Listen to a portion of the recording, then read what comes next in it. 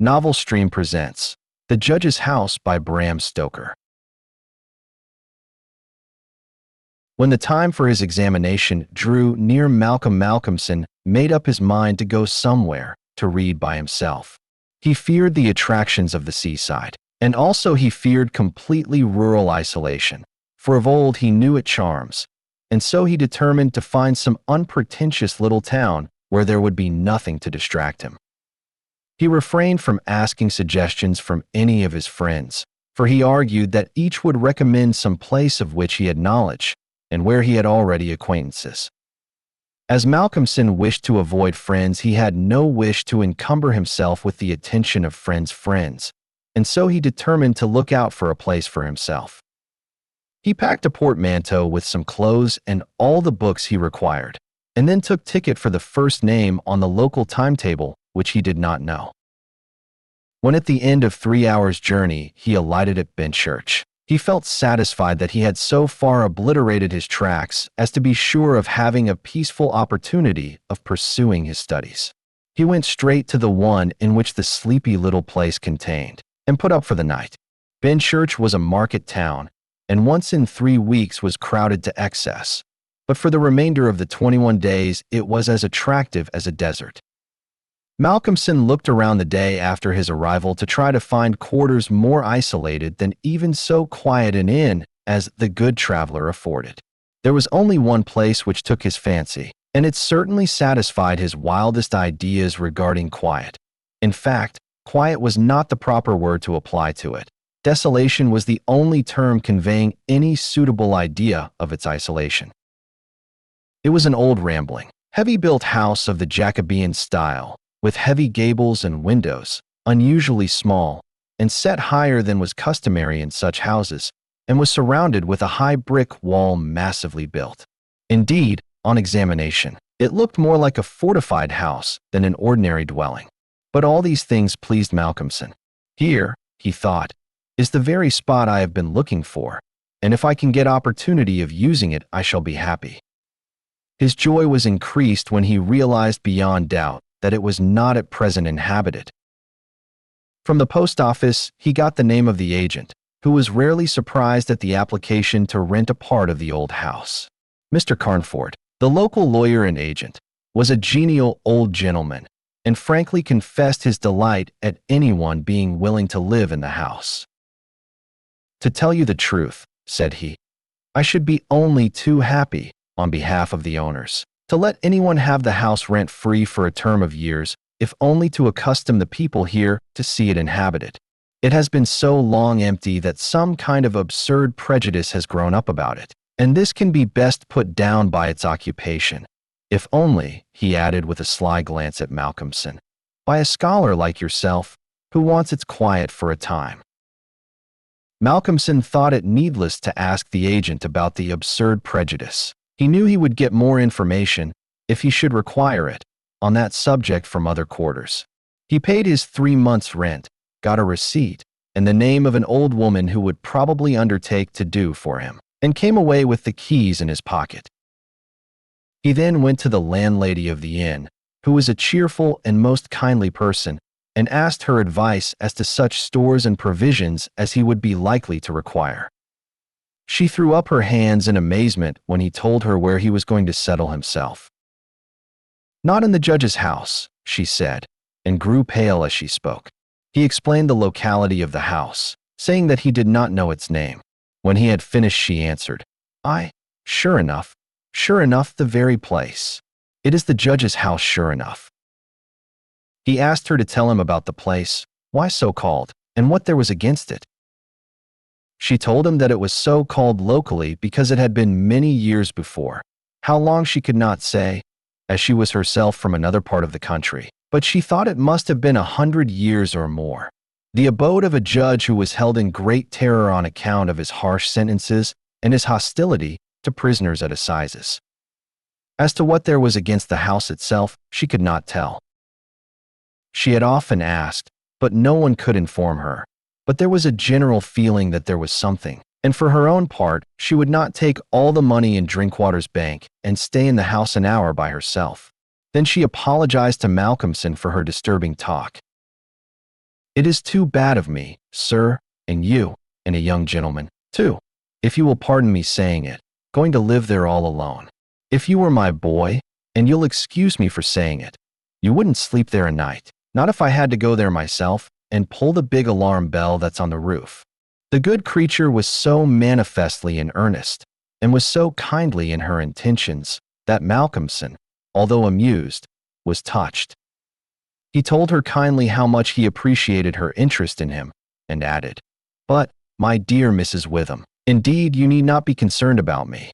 A man who is reading for the mathematical tripos has too much to think of to be disturbed by any of these mysterious somethings, and his work is of too exact and prosaic a kind to allow of his having any corner in his mind for mysteries of any kind. Harmonical progression, permutations and combinations, and elliptic functions have sufficient mysteries for me." Mrs. Witham kindly undertook to see after his commissions, and he went himself to look for the old woman who had been recommended to him. When he returned to the judge's house with her, after an interval of a couple of hours, he found Mrs. Witham herself waiting with several men and boys carrying parcels, and an upholsterer's man with a bed and a car, for she said, though tables and chairs might be all very well, a bed that hadn't been aired for mayhap 50 years was not proper for young bones to lie on. She was evidently curious to see the inside of the house, and though manifestly so afraid of the somethings that at the slightest sound she clutched on to Malcomson, whom she never left for a moment, went over the whole place. After his examination of the house, Malcomson decided to take up his abode in the great dining room, which was big enough to serve for all his requirements, and Mrs. Witham, with the aid of the charwoman, Mrs. Dempster, proceeded to arrange matters. When the hampers were brought in and unpacked, Malcomson saw that with much kind forethought, she had sent from her own kitchen sufficient provisions to last for a few days. Before going, she expressed all sorts of kind wishes, and at the door turned and said, "And perhaps, sir, as the room is big and draughty, it might be well to have one of those big screens put round your bed at night.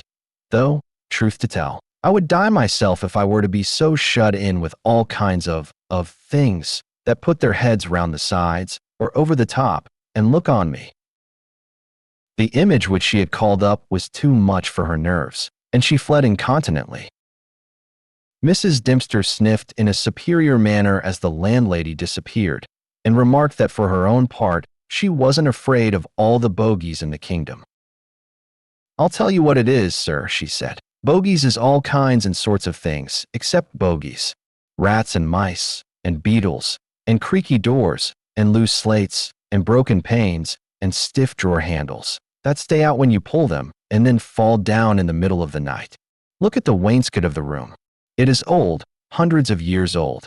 Do you think there's no rats and beetles there? And do you imagine, sir, that you won't see none of them? Rats is bogies, I tell you, and bogies is rats. And don't you get to think anything else." "Mrs. Dempster," said Malcomson gravely, making her a polite bow, "you know more than a senior wrangler.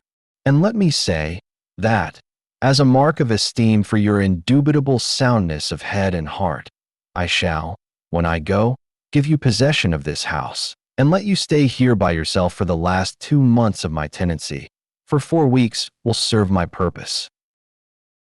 "Thank you kindly, sir," she answered, "but I couldn't sleep away from home a night. I am in Greenhouse Charity, and if I slept a night away from my rooms I should lose all I have got to live on. The rules is very strict, and there's too many watching for a vacancy for me to run any risks in the matter. Only for that, sir, I'd gladly come here and attend on you altogether during your stay." "My good woman," said Malcomson hastily, "I have come here on purpose to obtain solitude, and believe me that I am grateful to the late Greenough for having so organized his admirable charity, whatever it is, that I am perforce denied the opportunity of suffering from such a form of temptation. St. Anthony himself could not be more rigid on the point." The old woman laughed harshly. "Ah, you young gentlemen," she said, "you don't fear for naught, and belike you'll get all the solitude you want here." She set to work with her cleaning, and by nightfall, when Malcomson returned from his walk, He always had one of his books to study as he walked. He found the room swept and tidied, a fire burning in the old hearth, the lamp lit, and the table spread for supper with Mrs. Witham's excellent fare. "This is comfort, indeed," he said, as he rubbed his hands. When he had finished his supper and lifted the tray to the other end of the great oak dining table, he got out his books again, put fresh wood on the fire, trimmed his lamp, and set himself down to a spell of real hard work. He went on without pause till about 11 o'clock, when he knocked off for a bit to fix his fire and lamp, and to make himself a cup of tea.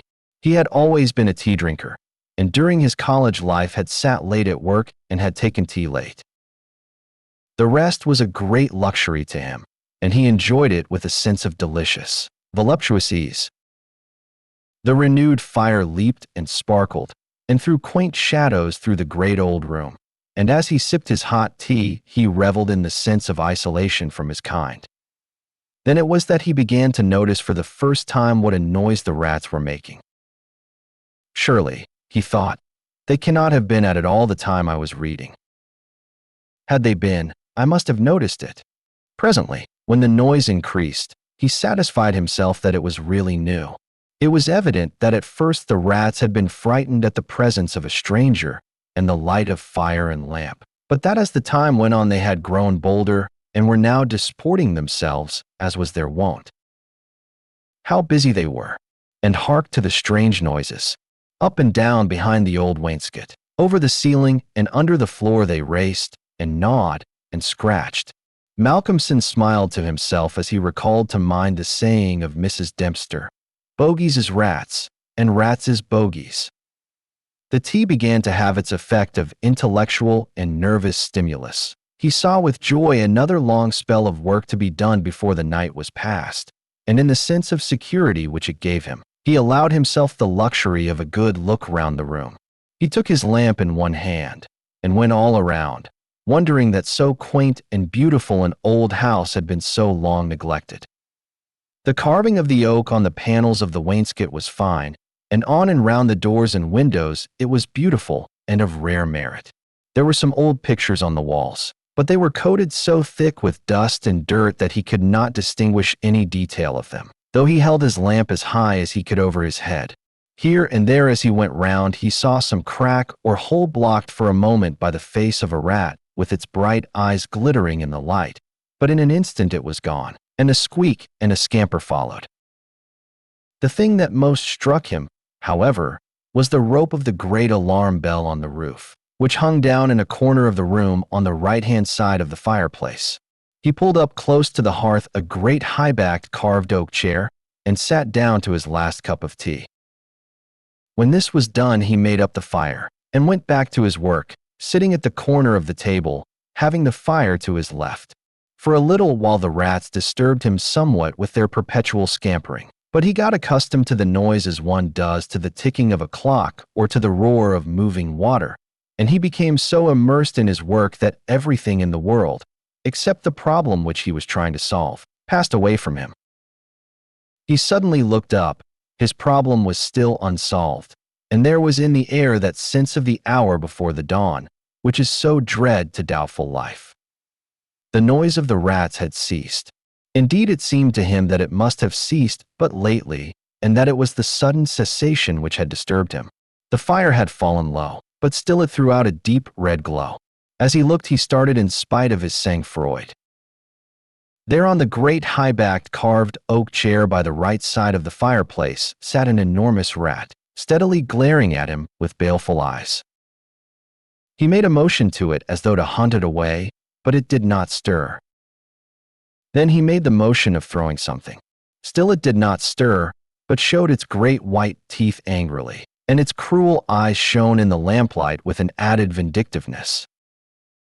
Malcomson felt amazed, and seizing the poker from the hearth ran at it to kill it. Before, however, he could strike it, the rat, with a squeak that sounded like the concentration of hate, jumped upon the floor, and, running up the rope of the alarm bell, disappeared in the darkness beyond the range of the green-shaded lamp. Instantly, strange to say, the noisy scampering of the rats in the wainscot began again. By this time, Malcolmson's mind was quite off the problem, and as a shrill cockcrow outside told him of the approach of morning, he went to bed and to sleep. He slept so sound that he was not even waked by Mrs. Dempster coming in to make up his room. It was only when she had tidied up the place and got his breakfast ready and tapped on the screen, which closed in his bed, that he woke. He was a little tired still after his night's hard work, but a strong cup of tea soon freshened him up, and, taking his book, he went out for his morning walk, bringing with him a few sandwiches lest he should not care to return till dinner time. He found a quiet walk between high elms some way outside the town, and here he spent the greater part of the day studying his Laplace. On his return, he looked in to see Mrs. Witham and to thank her for her kindness. When she saw him coming through the diamond-paned bay window of her sanctum, she came out to meet him and asked him in. She looked at him searchingly and shook her head as she said, "You must not overdo it, sir. You are paler this morning than you should be. Too late hours and too hard work on the brain isn't good for any man. But tell me, sir, how did you pass the night? Well, I hope. But my heart, sir, I was glad when Mrs. Dempster told me this morning that you were all right and sleeping sound when she went in." "Oh, I was all right," he answered, smiling. "The somethings didn't worry me, as yet. Only the rats. And they had a circus, I tell you, all over the place. There was one wicked-looking old devil that sat up on my own chair by the fire, and wouldn't go till I took the poker to him. And then he ran up the rope of the alarm bell, and got to somewhere up the wall, or the ceiling. I couldn't see where. It was so dark." "Mercy on us," said Mrs. Witham. "An old devil, and sitting on a chair by the fireside. Take care, sir, take care. There's many a true word spoken in jest." "How do you mean? 'Pon my word, I don't understand." "An old devil. The old devil, perhaps. There, sir, you needn't laugh," for Malcolmson had broken into a hearty peal. "You young folks thinks it easy to laugh at things that makes older ones shudder. Never mind, sir, never mind. Please God, you'll laugh all the time. It's what I wish you myself." And the good lady beamed all over in sympathy with his enjoyment, her fears gone for a moment. "Oh, forgive me," said Malcolmson presently. "Don't think me rude, but the idea was too much for me, that the old devil himself was on the chair last night." And at the thought he laughed again. Then he went home to dinner. This evening the scampering of the rats began earlier. Indeed, it had been going on before his arrival, and only ceased whilst his presence by its freshness disturbed them. After dinner he sat by the fire for a while and had a smoke, and then, having cleared his table, began to work as before. Tonight the rats disturbed him more than they had done on the previous night. How they scampered up and down and under and over. How they squeaked and scratched and gnawed. How they, getting bolder by degrees, came to the mouths of their holes and to the chinks and cracks and crannies in the wainscoting, till their eyes shone like tiny lamps as the firelight rose and fell. But to him, now doubtless accustomed to them, their eyes were not wicked, only their playfulness touched him. Sometimes the boldest of them made sallies out on the floor or along the moldings of the wainscot. Now and again as they disturbed him, Malcolmson made a sound to frighten them, smiting the table with his hand or giving a fierce HSH, HSH, so that they fled straightway to their holes. And so the early part of the night wore on, and despite the noise Malcolmson got more and more immersed in his work. All at once he stopped, as on the previous night, being overcome by a sudden sense of silence. There was not the faintest sound of gnaw, or scratch, or squeak. The silence was as of the grave. He remembered the odd occurrence of the previous night, and instinctively he looked at the chair standing close by the fireside, and then a very odd sensation thrilled through him. There, on the great old high-backed carved oak chair beside the fireplace, sat the same enormous rat, steadily glaring at him with baleful eyes. Instinctively he took the nearest thing to his hand, a book of logarithms, and flung it at it. The book was badly aimed and the rat did not stir, so again the poker performance of the previous night was repeated, and again the rat, being closely pursued, fled up the rope of the alarm bell. Strangely, too, the departure of this rat was instantly followed by the renewal of the noise made by the general rat community.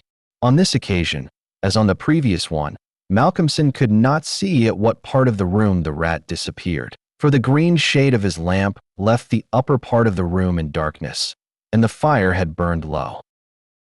On looking at his watch, he found it was close on midnight, and, not sorry for the divertisement, he made up his fire and made himself his nightly pot of tea. He had got through a good spell of work and thought himself entitled to a cigarette, and so he sat on the great oak chair before the fire and enjoyed it. While smoking, he began to think that he would like to know where the rat disappeared to, for he had certain ideas for the morrow not entirely disconnected with a rat trap. Accordingly, he lit another lamp and placed it so that it would shine well into the right-hand corner of the wall by the fireplace. Then he got all the books he had with him and placed them handy to throw at the vermin. Finally, he lifted the rope of the alarm bell and placed the end of it on the table, fixing the extreme end under the lamp. As he handled it, he could not help noticing how pliable it was, especially for so strong a rope and one not in use. You could hang a man with it, he thought to himself. When his preparations were made, he looked around and said complacently, "There now, my friend, I think we shall learn something of you this time." He began his work again, and though as before somewhat disturbed at first by the noise of the rats, soon lost himself in his propositions and problems. Again he was called to his immediate surroundings suddenly. This time it might not have been the sudden silence only which took his attention. There was a slight movement of the rope, and the lamp moved.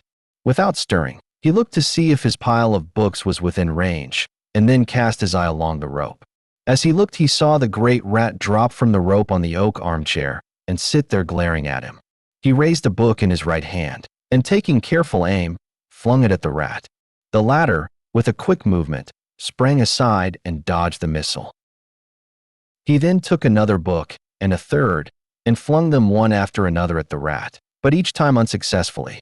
At last, as he stood with a book poised in his hand to throw, the rat squeaked and seemed afraid. This made Malcomson more than ever eager to strike, and the book flew and struck the rat a resounding blow. It gave a terrified squeak, and turning on his pursuer a look of terrible malevolence, ran up the chair back and made a great jump to the rope of the alarm bell and ran up it like lightning. The lamp rocked under the sudden strain, but it was a heavy one and did not topple over. Malcomson kept his eyes on the rat and saw it by the light of the second lamp leap to a molding of the wainscot and disappear through a hole in one of the great pictures which hung on the wall, obscured and invisible through its coating of dirt and dust. "I shall look up my friend's habitation in the morning," said the student, as he went over to collect his books. "The third picture from the fireplace, I shall not forget." He picked up the books one by one, commenting on them as he lifted them. Conic sections he does not mind, nor cycloidal oscillations, nor the Principia, nor quaternions, nor thermodynamics. Now for the book that fetched him. Malcomson took it up and looked at it. As he did so, he started, and a sudden pallor overspread his face. He looked round uneasily and shivered slightly, as he murmured to himself, "The Bible my mother gave me. What an odd coincidence." He sat down to work again, and the rats in the wainscot renewed their gambols. They did not disturb him, however. Somehow their presence gave him a sense of companionship. But he could not attend to his work, and after striving to master the subject on which he was engaged, gave it up in despair, and went to bed as the first streak of dawn stole in through the eastern window. He slept heavily but uneasily, and dreamed much, and when Mrs. Dempster woke him late in the morning, he seemed ill at ease, and for a few minutes did not seem to realize exactly where he was. His first request rather surprised the servant. "Mrs. Dempster, when I am out today, I wish you would get the steps and dust or wash those pictures, especially that one, the third from the fireplace. I want to see what they are." Late in the afternoon, Malcomson worked at his books in the shaded walk, and the cheerfulness of the previous day came back to him as the day wore on, and he found that his reading was progressing well. He had worked out to a satisfactory conclusion all the problems which had as yet baffled him, and it was in a state of jubilation that he paid a visit to Mrs. Witham at the Good Traveler. He found a stranger in the cozy sitting room with the landlady, who was introduced to him as Dr. Thornhill. She was not quite at ease, and this, combined with the doctor's plunging at once into a series of questions, made Malcomson come to the conclusion that his presence was not an accident. So without preliminary he said, "Dr. Thornhill, I shall with pleasure answer you any question you may choose to ask me if you will answer me one question first." The doctor seemed surprised, but he smiled and answered at once. "Done. What is it?" "Did Mrs. Witham ask you to come here and see me and advise me?" Dr. Thornhill for a moment was taken aback, and Mrs. Witham got fiery red and turned away, but the doctor was a frank and ready man, and he answered at once and openly. "She did, but she didn't intend you to know it. I suppose it was my clumsy haste that made you suspect. She told me that she did not like the idea of your being in that house all by yourself, and that she thought you took too much strong tea. In fact, she wants me to advise you if possible to give up the tea in the very late hours. I was a keen student in my time, so I suppose I may take the liberty of a college man, and without offense, advise you not quite as a stranger." Malcomson with a bright smile held out his hand. "Shake, as they say in America," he said. "I must thank you for your kindness and Mrs. Witham too, and your kindness deserves a return on my part. I promise to take no more strong tea, no tea at all till you let me, and I shall go to bed tonight at 1 o'clock at latest. Will that do?" "Capital," said the doctor. "Now tell us all that you noticed in the old house." And so Malcomson then and there told in minute detail all that had happened in the last 2 nights. He was interrupted every now and then by some exclamation from Mrs. Witham, till finally when he told of the episode of the Bible the landlady's pent-up emotions found vent in a shriek, and it was not till a stiff glass of brandy and water had been administered that she grew composed again. Dr. Thornhill listened with a face of growing gravity, and when the narrative was complete and Mrs. Witham had been restored, he asked, "The rat always went up the rope of the alarm bell?" "Always." "I suppose you know," said the doctor after a pause, "what the rope is?" "No." "It is," said the doctor slowly, "the very rope which the hangman used for all the victims of the judge's judicial rancor." Here he was interrupted by another scream from Mrs. Witham, and steps had to be taken for her recovery. Malcomson, having looked at his watch and found that it was close to his dinner hour, had gone home before her complete recovery. When Mrs. Witham was herself again, she almost assailed the doctor with angry questions as to what he meant by putting such horrible ideas into the poor young man's mind. "He has quite enough there already to upset him," she added. Dr. Thornhill replied, "My dear madam, I had a distinct purpose in it. I wanted to draw his attention to the bell rope and to fix it there. It may be that he is in a highly overwrought state and has been studying too much, although I am bound to say that he seems as sound and healthy a young man, mentally and bodily, as ever I saw. But then the rats, and that suggestion of the devil." The doctor shook his head and went on, "I would have offered to go and stay the first night with him, but that I felt sure it would have been a cause of offense. He may get in the night some strange fright or hallucination, and if he does I want him to pull that rope. All alone as he is, it will give us warning, and we may reach him in time to be of service. I shall be sitting up pretty late tonight, and shall keep my ears open. Do not be alarmed if Benchurch gets a surprise before morning." "Oh, doctor, what do you mean? What do you mean?" "I mean this, that possibly, nay, more probably, we shall hear the great alarm bell from the judge's house tonight." And the doctor made about as effective an exit as could be thought of. When Malcomson arrived home, he found that it was a little after his usual time, and Mrs. Dempster had gone away. The rules of Greenhouse charity were not to be neglected. He was glad to see that the place was bright and tidy with a cheerful fire and a well-trimmed lamp.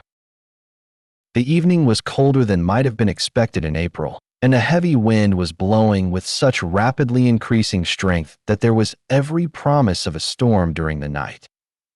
For a few minutes after his entrance, the noise of the rats ceased, but so soon as they became accustomed to his presence, they began again.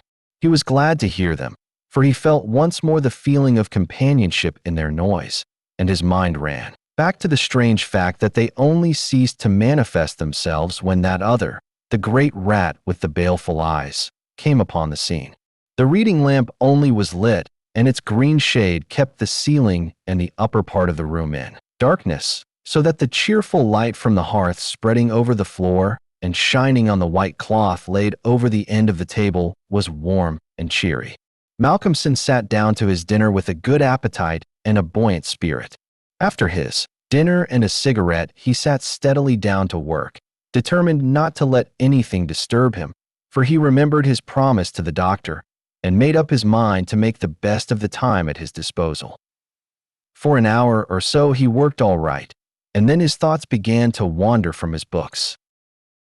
The actual circumstances around him, the calls on his physical attention, and his nervous susceptibility were not to be denied. By this time the wind had become a gale, and the gale a storm. The old house, solid though it was, seemed to shake to its foundations, and the storm roared and raged through its many chimneys and its queer old gables, producing strange, unearthly sounds in the empty rooms and corridors. Even the great alarm bell on the roof must have felt the force of the wind, for the rope rose and fell slightly, as though the bell were moved a little from time to time, and the limber rope fell on the oak floor with a hard and hollow sound. As Malcomson listened to it, he bethought himself of the doctor's words. "It is the rope which the hangman used for the victims of the judge's judicial rancor." And he went over to the corner of the fireplace and took it in his hand to look at it.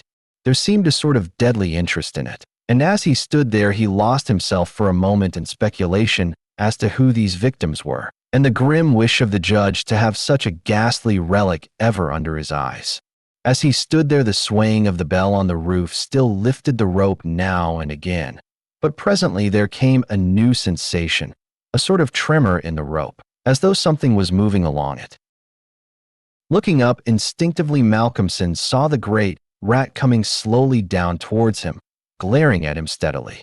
He dropped the rope and started back with a muttered curse, and the rat, turning, ran up the rope again and disappeared. And at the same instant Malcomson became conscious that the noise of the rats, which had ceased for a while, began again. All this set him thinking, and it occurred to him that he had not investigated the lair of the rat or looked at the pictures as he had intended. He lit the other lamp without the shade, and, holding it up, went and stood opposite the third picture from the fireplace on the right-hand side, where he had seen the rat disappear on the previous night. At the first glance he started back so suddenly that he almost dropped the lamp, and a deadly pallor overspread his face. His knees shook, and heavy drops of sweat came on his forehead, and he trembled like an aspen. But he was young and plucky, and pulled himself together, and after the pause of a few seconds stepped forward again, raised the lamp, and examined the picture which had been dusted and washed, and now stood out clearly. It was of a judge dressed in his robes of scarlet and ermine.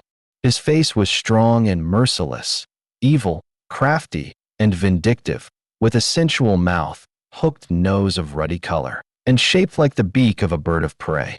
The rest of the face was of a cadaverous color. The eyes were of peculiar brilliance and with a terribly malignant expression. As he looked at them, Malcomson grew cold, for he saw there the very counterpart of the eyes of the great rat. The lamp almost fell from his hand. He saw the rat with its baleful eyes peering out through the hole in the corner of the picture, and noted the sudden cessation of the noise of the other rats. However, he pulled himself together and went on with his examination of the picture. The judge was seated in a great high-backed carved oak chair, on the right-hand side of a great stone fireplace where, in the corner, a rope hung down from the ceiling, its end lying coiled on the floor. With a feeling of something like horror, Malcomson recognized the scene of the room as it stood, and gazed around him in an awestruck manner as though he expected to find some strange presence behind him. Then he looked over to the corner of the fireplace, and with a loud cry, he let the lamp fall from his hand. There, in the judge's armchair, With the rope hanging behind, sat the rat with the judge's baleful eyes, now intensified and with a fiendish leer. Save for the howling of the storm, without there was silence. The fallen lamp recalled Malcomson to himself. Fortunately, it was of metal, and so the oil was not spilt. However, the practical need of attending to it settled at once his nervous apprehensions. When he had turned it out, he wiped his brow and thought for a moment. "This will not do," he said to himself. "If I go on like this, I shall become a crazy fool. This must stop. I promised the doctor I would not take tea. Faith, he was pretty right. My nerves must have been getting into a queer state. Funny I did not notice it. I never felt better in my life. However, it is all right now, and I shall not be such a fool again." Then he mixed himself a good stiff glass of brandy and water and resolutely sat down to his work. It was nearly an hour when he looked up from his book, disturbed by the sudden stillness. Without, the wind howled and roared louder than ever, and the rain drove in sheets against the windows, beating like hail on the glass. But within there was no sound whatever save the echo of the wind as it roared in the great chimney. And now and then a hiss as a few raindrops found their way down the chimney in a lull of the storm. The fire had fallen low and had ceased to flame, though it threw out a red glow. Malcomson listened attentively, and presently heard a thin, squeaking noise, very faint. It came from the corner of the room where the rope hung down, and he thought it was the creaking of the rope on the floor as the swaying of the bell raised and lowered it. Looking up, however, he saw in the dim light the great rat clinging to the rope and gnawing it. The rope was already nearly gnawed through. He could see the lighter color where the strands were laid bare. As he looked, the job was completed, and the severed end of the rope fell clattering on the oaken floor, whilst for an instant the great rat remained like a knob or tassel at the end of the rope, which now began to sway to and fro. Malcomson felt for a moment another pang of terror as he thought that now the possibility of calling the outer world to his assistance was cut off, but an intense anger took its place, and seizing the book he was reading, he hurled it at the rat. The blow was well aimed, but before the missile could reach him, the rat dropped off and struck the floor with a soft thud. Malcomson instantly rushed over towards him, but it darted away and disappeared in the darkness of the shadows of the room. Malcomson felt that his work was over for the night, and determined then and there to vary the monotony of the proceedings by a hunt for the rat, and took off the green shade of the lamp so as to ensure a wider spreading light. As he did so, the gloom of the upper part of the room was relieved, and in the new flood of light, great by comparison with the previous darkness, the pictures on the wall stood out boldly. From where he stood, Malcomson saw right opposite to him the third picture on the wall from the right of the fireplace. He rubbed his eyes in surprise, and then a great fear began to come upon him. In the center of the picture was a great irregular patch of brown canvas, as fresh as when it was stretched on the frame. The background was as before, with chair and chimney corner and rope, but the figure of the judge had disappeared. Malcomson, almost in a chill of horror, turned slowly round, and then he began to shake and tremble like a man in a palsy. His strength seemed to have left him, and he was incapable of action or movement, hardly even of thought. He could only see and hear. There, on the great high-backed carved oak chair, sat the judge in his robes of scarlet and ermine, with his baleful eyes glaring vindicatively, and a smile of triumph on the resolute, cruel mouth, as he lifted with his hands a black cap. Malcomson felt as if the blood was running from his heart, as one does in moments of prolonged suspense. There was a singing in his ears. Without, he could hear the roar and howl of the tempest, and through it, swept on the storm, came the striking of midnight by the great chimes in the marketplace. He stood for a space of time that seemed to him endless, still as a statue, and with wide open, horror-struck eyes, breathless. As the clock struck, so the smile of triumph on the judge's face intensified, and at the last stroke of midnight, he placed the black cap on his head. Slowly and deliberately the judge rose from his chair and picked up the piece of the rope of the alarm bell which lay on the floor, drew it through his hands as if he enjoyed its touch, and then deliberately began to knot one end of it, fashioning it into a noose.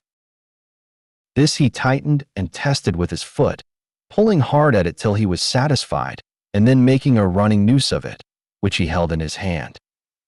Then he began to move along the table on the opposite side to Malcomson, keeping his eyes on him until he had passed him, when with a quick movement he stood in front of the door. Malcomson then began to feel that he was trapped and tried to think of what he should do. There was some fascination in the judge's eyes, which he never took off him, and he had, perforce, to look. He saw the judge approach, still keeping between him and the door, and raise the noose and throw it towards him as if to entangle him. With a great effort, he made a quick movement to one side, and saw the rope fall beside him, and heard it strike the oaken floor. Again the judge raised the noose and tried to ensnare him, ever keeping his baleful eyes fixed on him, and each time by a mighty effort the student just managed to evade it. So this went on for many times, the judge seeming never discouraged nor discomposed at failure, but playing as a cat does with a mouse. At last, in despair, which had reached its climax, Malcomson cast a quick glance round him. The lamp seemed to have blazed up, and there was a fairly good light in the room. At the many rat holes and in the chinks and crannies of the wainscot he saw the rat's eyes, and this aspect, that was purely physical, gave him a gleam of comfort. He looked around and saw that the rope of the great alarm bell was laden with rats.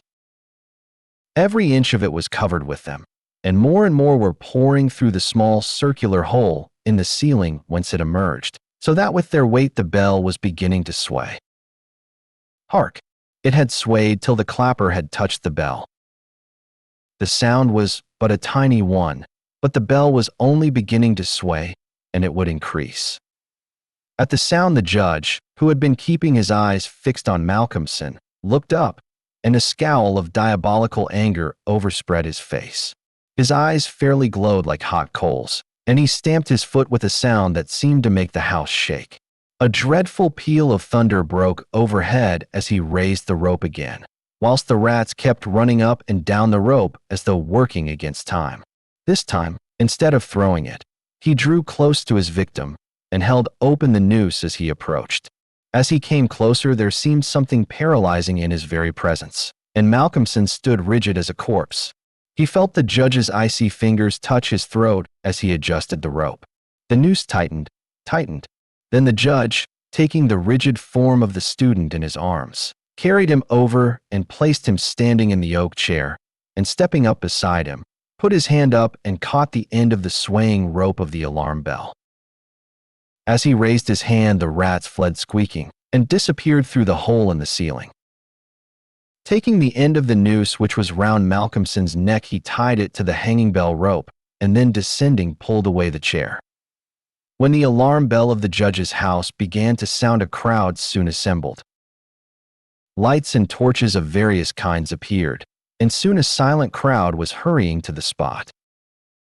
They knocked loudly at the door, but there was no reply. Then they burst in the door and poured into the great dining room, the doctor at the head. There at the end of the rope of the great alarm bell hung the body of the student, and on the face of the judge in the picture was a malignant smile. Thank you for listening. If you like our recordings, consider liking this video and subscribing to our channel so you don't miss any more audiobooks.